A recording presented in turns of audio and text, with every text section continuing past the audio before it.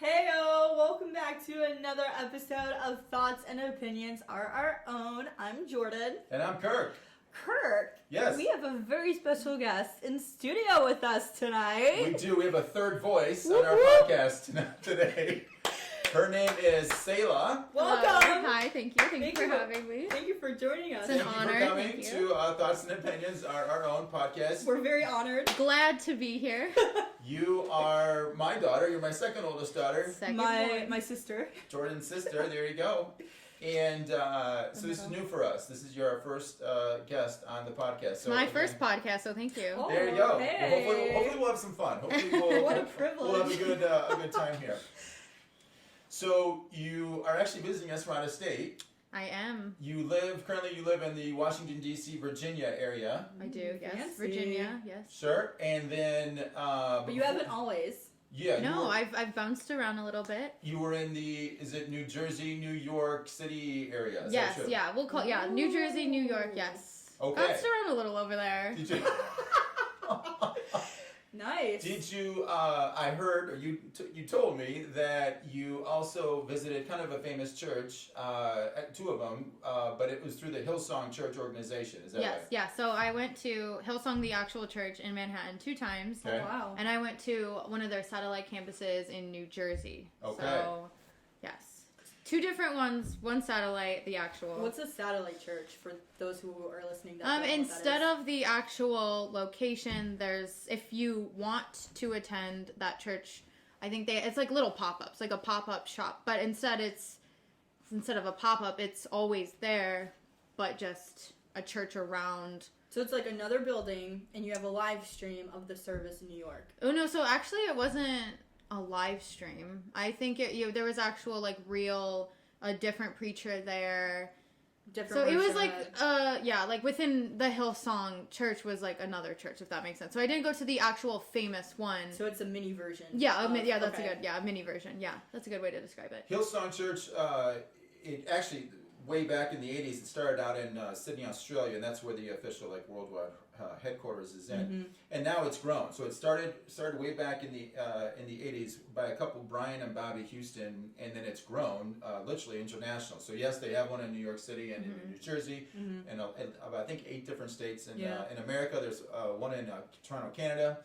Some in Mexico, South America, way in Europe and Africa and That's awesome. Indonesia. So yeah, I mean it's a famous church now in 2020. Very international. International, and I know celebrities, famous athletes have been known to be attracted to these churches because I think it's the term hipster church. Mm-hmm. I think it was trying to kind of shooting for the 40 and under crowd. So A very 21st century church. definitely 21st century church. Probably a lot different than It is not your grandma's church. No, it's not what I grew up in the 70s and 80s. Probably a lot different. So one of my questions to you, Selah, is when you were there, when you were in New Jersey and the New York church locations, did you see any famous celebrities? I did not. No. Oh, no. I never saw any celebrities there. Obviously, I've seen videos on YouTube of Justin Bieber being at the Hillsong Manhattan Church. I've heard he's gone there a couple times. Kardashians have been there. Okay. But me personally have never seen any celebrities there. No, I have not. But I will say it was a lot of fun. Very fun. Why? And Why was it fun? What was the attraction there? It's not your average church, for sure. I've been to a lot of churches in my day. This one definitely draws you in. Catches your eye. There's lots of lights. Obviously, with worship, I know a lot of churches are more the tambourine hallelujah, of course. This was like a concert, like a rock star show. Oh, okay. You feel more hype in the moment, I guess. You feel a little bit more adrenaline pumping. With God more. Yeah, people are not just sitting there, they're up dancing around, getting a little bit more loose. And obviously the crowd there is a lot less younger-ish generation. You don't see too many older people there. So it is. And I do also think the sermons also kind of are more geared towards probably the younger generation as well. Something that younger people can connect more. Maybe more so I would even say 50 and under. Oh, okay. But definitely I wouldn't say you would see too many elderly there. So yeah. It's definitely has more of a hype following. Young families, teens, 20s, 30s, 40-year-olds. Yes. I feel like, yeah, that's a good. Can we get into the recent news then? Of Yes. the Hillsong. Let's dive into Sure. the That news. scandal. Spill the Sadly. tea, sis. Sadly, and I know you enjoyed your time there, and Yeah. I've watched a few of their videos, and I love their music. Hillsong, Oceans is a Hillsong banger Church. for sure. Hillsong Church has Yeah, these, no, they have these good famous songs for Yep. sure. Yeah, good songs. So, but recently, again, in the New York City campus, Carl Lentz was the head pastor there from 2010 until recently in 2020. Walk me through what happened, because in the news outlets you're going to get some gossip, you're going to get probably the tabloids are going to mix up some facts, but I know because you were there, you maybe have some invested interest more I'll so than we start from my personal experience of knowing. So because I attended Hillsong, somehow they got my email. I think I filled out like a visitor's card and I gave them my email. So anytime something big in Hillsong happens, they shoot me an email. So I got an email from Bobby and who was it? The founders. Brian and Bobby Houston. Yes, Brian and Bobby Houston. Yeah, and it said, like, we regret to inform you our pastor at the main Hillsong in Manhattan, Carl Lentz, has been let go. So when I saw this, obviously I was like very confused. I thought it was something surrounding politics. Like he said something because obviously we know the election was happening. So I was thinking he slipped something, he offended somebody. But then I saw, I actually had talked to you a little bit. Right. I know you heard about that too. So I know you heard a rumor, but I wanted to hear it from the source. I wanted him to, wanted to hear it from Carl Lentz. So a couple days pass and Carl Lentz does post something on his Instagram. Admitting, yes, that he cheated on his wife. And he was sorry and, apologizing to his kids and his congregation. But yeah, so... This was on his Instagram page. Yes, he did. He posted a picture of his family and confessed, yes. He cheated on his wife.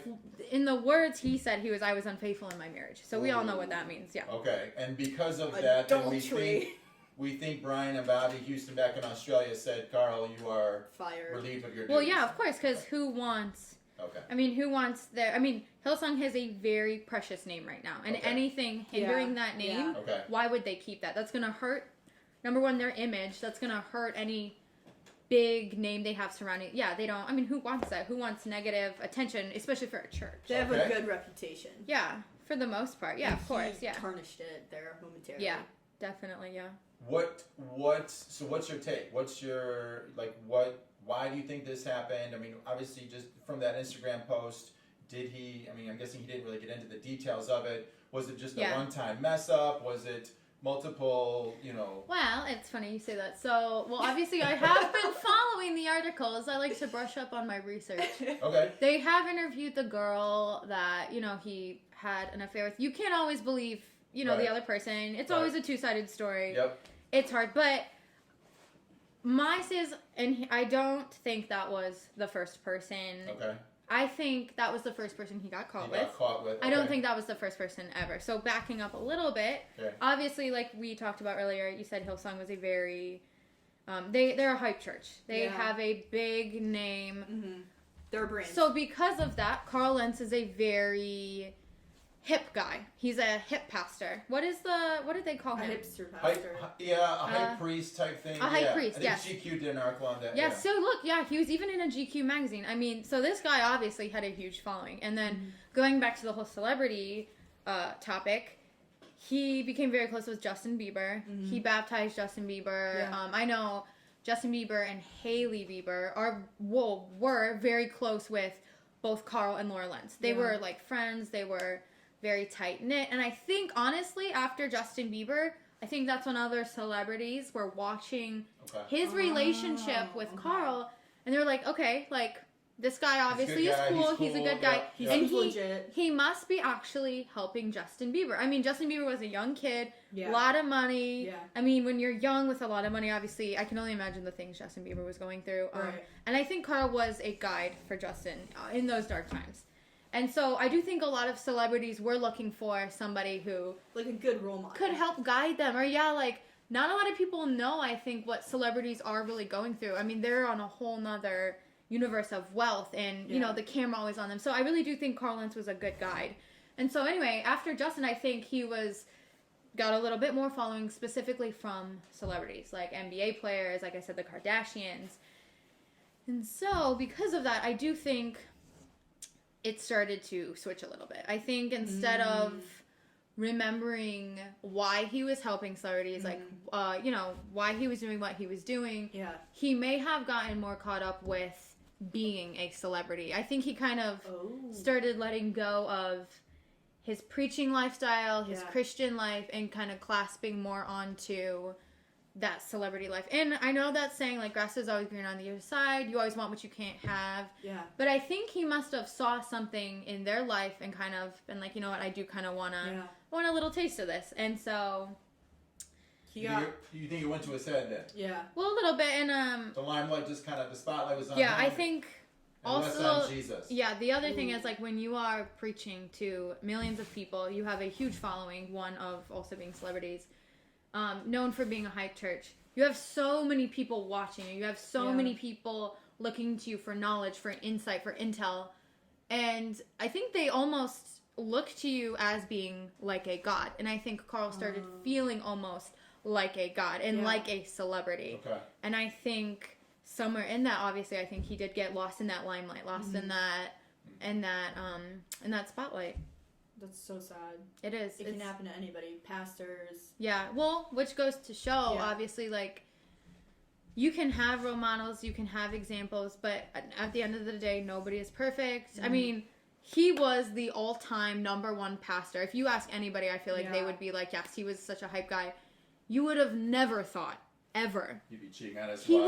He would be cheating on his wife. Those relationships in jeopardy. And he has kids. I mean, because here's the thing that I struggle with too, is I have a hard time believing that somebody who's up on stage preaching to people about not doing specific things, here he is behind everybody's back doing that specific thing. And I get it. At the end of the day, nobody's perfect. We all make mistakes. But that, at the end of the day, to me, is a very big, unforgettable mistake. And that's something I think a lot of people are going to struggle, and that's hypocrisy. For the people that he's helped, they're going to go, wait a second, I look to you for guidance, 100%. For wisdom, to help me with my faith in God, and yet here you are, you're kind of being a hypocrite. You're up there preaching, hey, you got to be faithful, you got to love, you know. Well, I really think Justin Bieber is like, what the heck, man? Like, here you were, you helped me through so much, and you can't even get through it yourself. That's so disappointing. Well, I hope Carl Lentz can figure it out. I wish him the best, and, you know, we all make mistakes, but he left New York and he's in California. Is that the latest? Yeah, he's in California now. Well, I hope he finds his peace. I hope him and Laura work through it. Obviously,